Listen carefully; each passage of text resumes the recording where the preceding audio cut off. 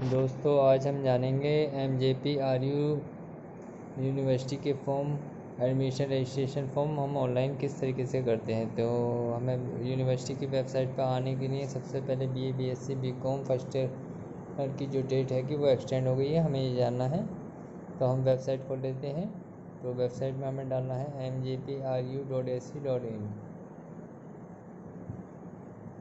दोस्तों हम यहाँ पर वेबसाइट का नाम डालने के बाद में सर्च कर लेते हैं। ठीक है, देखिए यहाँ पे सर्च होने में टाइम लग रहा है। अभी जैसे ही पेज खुलेगा तो मैं आपको बताता हूँ कि किस तरीके से हमें यूनिवर्सिटी का फॉर्म भरना है। ठीक है, यहाँ पे हमें यूनिवर्सिटी का फॉर्म खोलने के बाद में सबसे नीचे आना है और नीचे यहाँ पे ऑनलाइन एडमिशन फॉर्म पर क्लिक कर देना है। यहाँ पे क्लिक करने के बाद में एक न्यू पेज ओपन होगा और न्यू पेज में सबसे पहले UG यानी कि under graduate BA BSc BCom जितने भी स्टूडेंट हैं वो यहाँ पे क्लिक करेंगे। दैन उसके बाद में हमें अपने बोर्ड, जिस बोर्ड से हमने 12th किया है वो बोर्ड सिलेक्ट कर लेना है, UP बोर्ड से। फिर उसके बाद में हमें ईयर सिलेक्ट कर लेना है। फिर सिलेक्ट करने के बाद में हमें यहाँ पे अपना रोल नंबर एंटर करना है। रोल नंबर एंटर करने के बाद में हमें सेकंड साइड में भी सेम रोल नंबर ही एंटर करना है। दोस्तों एक साइड में हमने रोल नंबर एंटर किया, दूसरी साइड में भी हमें सेम रोल नंबर एंटर करना है। और रोल नंबर एंटर करने के बाद में नीचे हमें एक कैप्चा कोड मिलेगा, कैप्चा कोड हमें डाल देना है। तो यहाँ पर कैप्चा कोड जो दिया है वो कैप्चा कोड हम यहाँ पर फिल कर देते हैं 83B5R। ठीक है दोस्तों, यहाँ पे 83B5R क्लिक। यहाँ पे मैं रोल नंबर चेंज कर देता हूँ, रोल नंबर जो था थोड़ा सा गलत है। अब यहाँ पर हम रोल नंबर डाल देते हैं दूसरा, और दूसरी तरफ भी हम रोल नंबर चेंज कर देते हैं। सेम रोल नंबर हमें दूसरी तरफ भी वही डालना पड़ेगा। तो हम दूसरी तरफ भी सेम रोल नंबर डालने के बाद में कैप्चा कोड हमने एंटर कर दिया है। यहाँ पे यस पे क्लिक करने के बाद में प्रोसीड टू फॉर्म करने के बाद में एक न्यू पेज ओपन आएगा। न्यू पेज में वो तुमको एग्री करने के लिए बोलेगा। यहाँ पे यस प्रोसीड टू फॉर्म पर जाना है। यहाँ सबसे पहले पेज पे दिया है कि जो भी स्टूडेंट है उसका फर्स्ट नेम डालना है। ठीक है, तो फर्स्ट नेम डालने के बाद में, मिडिल नेम डालने के बाद में एंड सन नेम डालने के बाद में हमें आगे बढ़ना है। तो हम यहाँ पे फर्स्ट नेम डाल देते हैं, जो स्टूडेंट का फर्स्ट नेम है वो यहाँ पे डालते हैं। डालने के बाद में फिर हम आगे बढ़ते हैं। तो स्टूडेंट का फर्स्ट नेम है अमित और लास्ट नेम है कुमार, मिडिल नेम इसका कुछ नहीं है। एंड पापा का नाम डाल देते हैं यहाँ पर, इसके जो भी फादर नेम है फादर नेम डाल देते हैं। फादर नेम में दिया है रमेश कुमार और मम्मी का नाम डाल देते हैं उसकी बिमला देवी। ठीक है, यहाँ पे हम मम्मी का नाम डाल देते हैं बिमला देवी और यहाँ पे बच्चे की डेट ऑफ बर्थ डाल देते हैं, जो डेट ऑफ बर्थ दी है।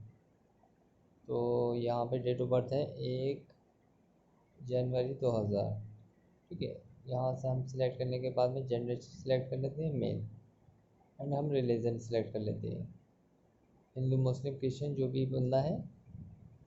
देन उसके बाद में हम उसकी कैटेगरी सिलेक्ट कर लेते हैं, जनरल OBC SC ST में से जो भी है। यहाँ पे बहुत सारे ऑप्शन दिए हैं, यदि आप कोई फ्रीडम फाइटर है तो वो ऑप्शन सिलेक्ट करें। यहाँ पे आपको जो दिया गया है तो अदर कैटेगरी, अगर आप अदर में आते हैं कश्मीरी हैं तो कश्मीरी सेलेक्ट करते हैं, अदरवाइज़ आप नॉट एप्लीकेबल वहाँ पर सेलेक्ट करके चले जाते हैं। यहाँ पे आप EWS में अपना अगर आते हैं EWS की कैटेगरी में आपके पास सर्टिफिकेट है तो EWS सेलेक्ट कर लेते हैं, otherwise does not belong to EWS। यहाँ पे UP सेलेक्ट करने के बाद में हम अपना आधार नंबर डालते हैं। आधार नंबर पूरा कंप्लीट डालना है। ठीक है, यहाँ पे हमें ध्यान देना होगा कि आधार नंबर बिल्कुल हमें यहाँ पे सही इन्फॉर्मेशन देनी है। उसके बाद में हम अपना डिस्ट्रिक्ट चूज़ कर लेते हैं, या नीचे आने के बाद में हम अपना डिस्ट्रिक्ट चूज़ कर लेते हैं। डिस्ट्रिक्ट चूज़ करने के बाद में हम यहाँ पे रामपुर लिख देते हैं। उसके बाद में हम अपना एड्रेस डाल देते हैं, जो भी हमारा एड्रेस दिया है। एड्रेस डालने के बाद में हमें नीचे पिन कोड डालना पड़ेगा। ठीक है, तो हमारा जो भी एड्रेस है, अगर हमारा कॉरस्पॉन्डेंस एड्रेस और परमानेंट एड्रेस सेम है तो हम दोनों डाल देते हैं, एक ही डाल देते हैं और कॉपी कर देते हैं। अगर हमारा दोनों अलग है तो हमें दोनों अलग अलग एंट्री फिल करना होगी। ठीक है, तो हमारा सेम है तो सेम डाल देते हैं। यहाँ पे सबसे ज़्यादा इम्पोर्टेंट चीज़ है कि यहाँ पे हम मोबाइल नंबर वो डालें जो हमारे पास में चालू रहे, ताकि जब हम कॉलेज में एडमिशन लें OTP आए तो हमारी सीट लॉक हो, तो हमें किसी तरीके की कोई परेशानी ना हो। तो हम अपना मोबाइल नंबर दोनों ब्लॉग में हम बिल्कुल सेम मोबाइल नंबर डालते हैं, और डालने के बाद में हम उसके बाद में हम अपनी ईमेल आईडी डालेंगे, क्योंकि हमारे पास में एक यूज़र आईडी और पासवर्ड आएगा जो दोनों मोबाइल नंबर ईमेल आईडी दोनों पे प्राप्त होगा।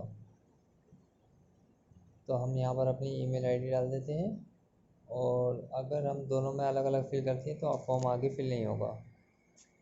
तो ईमेल आईडी हम अपनी डाल देते हैं। हमारी ईमेल आईडी जो दी है वो ईमेल आईडी डालने के बाद में हम आगे अपने हाई स्कूल की डिटेल फिल करेंगे। ठीक है, तो हम यहाँ पर ईमेल आईडी डाल देते हैं। हमारी ईमेल आईडी जो है अमित कुमार 112000@gmail.com है। दूसरे ब्लॉग में भी हम अपनी ईमेल आईडी दोबारा से कंफर्म कर देते हैं। अमित कुमार नहीं, हमारी यहाँ पर ईमेल आईडी है अमित 01012001@gmail.com।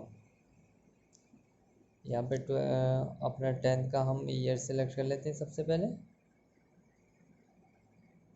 हमने 2018 में 10th किया है।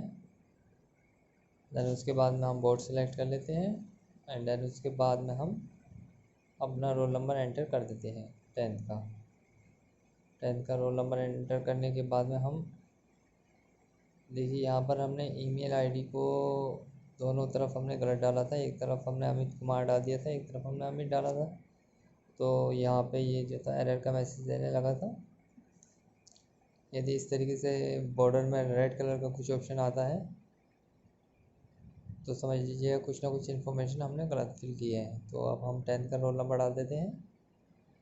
10th का रोल नंबर डालने के बाद में हम मैक्सिमम मार्क्स, मतलब 6 सब्जेक्ट में से हमको कितने मार्क्स मिले, 6 सब्जेक्ट हमारे कितने नंबर के थे, तो हमारे 600 के थे, एंड देन हमें 400 मार्क्स प्राप्त हुए।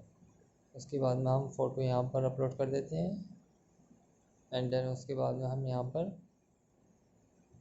अपना सिग्नेचर अपलोड कर देते हैं। ये दोनों चीज़ें अपलोड करने के बाद में हम यस के बटन पर क्लिक करने के बाद हम यहाँ पर कैप्चा कोड डाल देते हैं। कैप्चा कोड डालने के बाद में जैसे हम डालेंगे तो हमें एक यूज़र आईडी और पासवर्ड यूज़र आईडी मिल जाएगा, और हमारे registered mobile number email ID पर पासवर्ड हमें प्राप्त हो जाएगा। यहाँ से हम इसे कॉपी भी कर सकते हैं, नोट भी कर सकते हैं, और आगे बढ़ने के बाद में हम जो पासवर्ड प्राप्त हुआ है यहाँ पर पासवर्ड डालने के बाद हम अपने फ़ीस डिडक्ट कर देते हैं। फ़ीस जब तक हम फ़ीस नहीं काटेंगे जब तक हमें फ़ीस स्लिप और हमारा फॉर्म हमें प्राप्त नहीं होगा। ठीक है, तो अभी मैंने फ़ीस नहीं काटी है, तो हम अपने फ़ोटो और सिग्नेचर अपलोड हुए भी देख सकते हैं यहाँ से केवल। और जब तक हम फ़ीस नहीं काटेंगे जब तक हम कुछ चेक नहीं कर सकते। तो हमें फ़ीस पे करने के लिए रजिस्ट्रेशन टू पे जाना पड़ेगा। तो होम के बटन पर क्लिक कर देते हैं। रजिस्ट्रेशन की फ़ीस जैसे ही हम जमा कर देंगे तो फॉर्म को डाउनलोड कर सकते हैं।